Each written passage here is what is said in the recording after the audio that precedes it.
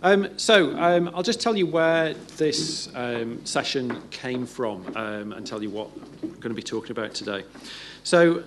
In the School of Nursing and Midwifery, our students are enrolled on professional courses, and in fact, half of their time is spent out on clinical placement. We're not unique in that, so other schools at the university, physiotherapy, medicine, pharmacy, those are the ones I know about because that's the faculty I work in. There may be others who have students who are on professional courses as well, but those are the ones I know about. They need to follow codes of conduct set by professional bodies. So we realised that we needed to do a bit more work with supporting our students about building their awareness of what those codes were, how to apply those, how to stay professional on social media, what it meant for them, essentially. So we've been doing a bit of work around that, in fact, quite a lot of work around that over the last 6 months, changing and enhancing the sessions that we've run for our students around social media. And in doing that, I've realised that, in fact, all students are at risk of some of the issues that we've identified and also that we've heard about from our students. So what I wanted to do was just share that with you today, hopefully raise your awareness of some of these issues, broaden your ideas about what social media actually is. So when we say social media, you'll have something in mind. I'm thinking by the end of this session, you'll have hopefully a wider idea there, and to get you thinking about how you can support your students with this, because it won't be exactly the same as what we've done, but hopefully you'll get some ideas and some food for thought.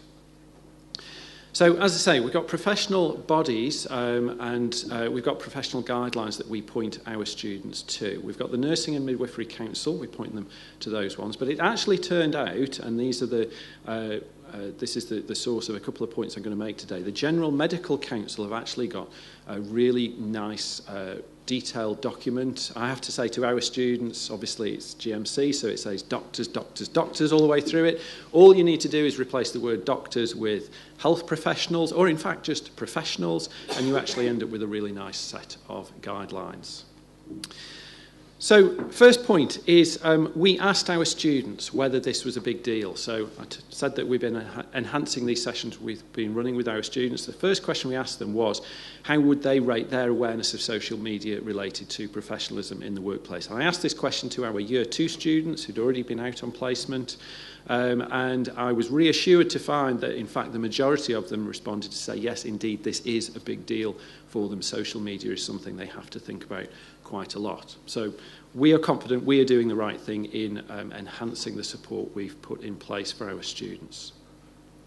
So on to this question of what is social media. I said you'll all have an idea about what social media means. Again, I asked the students, I asked them to tell me what social media platforms do you use. There'll be not many surprises in the middle here, so the big ones, Instagram, Snapchat, Facebook. Interestingly, this is, always go to the young folk to learn here. My kids keep me straight on a few things as well, don't tell them, but anyway. Instagram is the most popular platform at the moment, or Insta, as the cool kids like to call it. I learned that in the session. Facebook is in there, but its popularity is declining somewhat. And things like Snapchat, WhatsApp. This brings me to the most interesting point here. Without any prompting, our students were telling us that one of the biggest platforms they use, remember I asked them about social media, and they responded to say WhatsApp, chat, texting, LinkedIn. Now, I'm thinking that, I'm hoping, at least for some of you in the room, you might not have thought of WhatsApp as a social media platform, or texting, or chat, or something like that. But it turns out, and we'll see in a second, it does have to fit within our definition and understanding of what social media is. But without any prompting, the students seem quite aware of that from the start. One of the really nice points that the GMC guidelines make is social media describes web-based applications that allow people to create and exchange content. You'll notice there's nothing about messages going public. So people often think of social media as Twitter, which is by default public, or Facebook, which is wide groups, could potentially go public, people share things on. They generally don't think about chats on WhatsApp or iMessage or things like that. But the definition of social media that we have to accept doesn't say anything about things going public. And most importantly for us, what we've seen with plenty of our students is that issues occur just as often, if not more often now, we're seeing in private spaces as they do in public ones. So things like chats on WhatsApp that may be set up between groups of students are just as important to think about as content going onto Twitter. So we need to broaden our definition and talk about social media as just being communication tools. It's not just about what people post on Twitter. So what we did with our students was we ran through a few scenarios with them. Now, they were health-based, the context was health, so I've not brought those along today. I've got one scenario to show you that we used that was developed specifically to address some of the issues we'd seen with our students. But I'll start just by showing you some of the scenarios, some of the issues that we got back from our students. And this really was an important learning aspect for me, and this is something that I wanted to get across, is speak to the students, find out what they've seen, what they've experienced. They know this stuff, and it's easy to assume, and it's easy to start from the technical perspective and talk about these are the tools and these are what the tools can do, this is what you need to be careful of. When I ran this session with our Year 2 students and asked them what issues they'd seen in the workplace, I was instantly surprised by things I hadn't thought of initially. So, for example, one of the big issues they have is patients out in practice, so in a hospital or other clinical setting, adding students on Facebook because they've read their name badge. And you might think, well, that's easy to deal with, just don't accept the friend request. That's very clear, that's in the guidelines that they are required to follow. As it turns out, it's not all that easy, because what happens the week later when that person comes back and says, hey, we had a nice chat last week, I thought you were my friend, why can't we be friends on Facebook? And that becomes an issue, and they need to be able to deal with it there and then. The way that we've supported our students with that is just by saying, well, refer them back to us. Point out the university has a policy, you're just not allowed to do that. So these kinds of things, making it clear for the students how they can respond in these situations that are awkward and could be difficult for them, that's one of the learning points for us. People taking photos as well. So photos being taken inappropriately, shared inappropriately. Again, how do our students know how to deal with a situation like that? That might be something they've never come across before, and the difference between dealing with that in a workplace context and staying professional is very different to dealing with that in a personal context with friends. So the scenario one of the scenarios that we give to our students is this one, which is a combination of issues that we've seen over the last few years, and it brings us back to this issue with WhatsApp.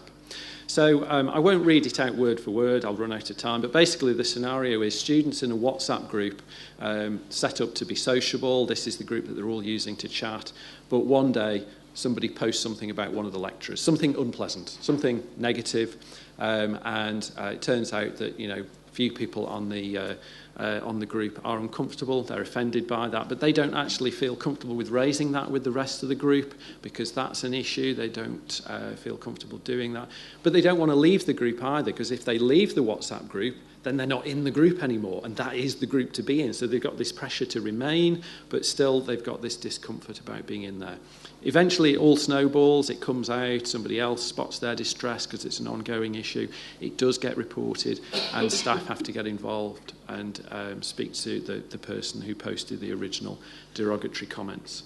As I say, this is a combination of things that have happened to us, but we're just trying to raise our students' awareness of things that can happen, things that do happen, and that these private spaces are just as vulnerable as these public ones. So we tell them to keep things professional. Think before they post. If they post something inappropriate, and probably they will, do something about it. Delete it. Apologise. If someone else shares it, get them to delete it.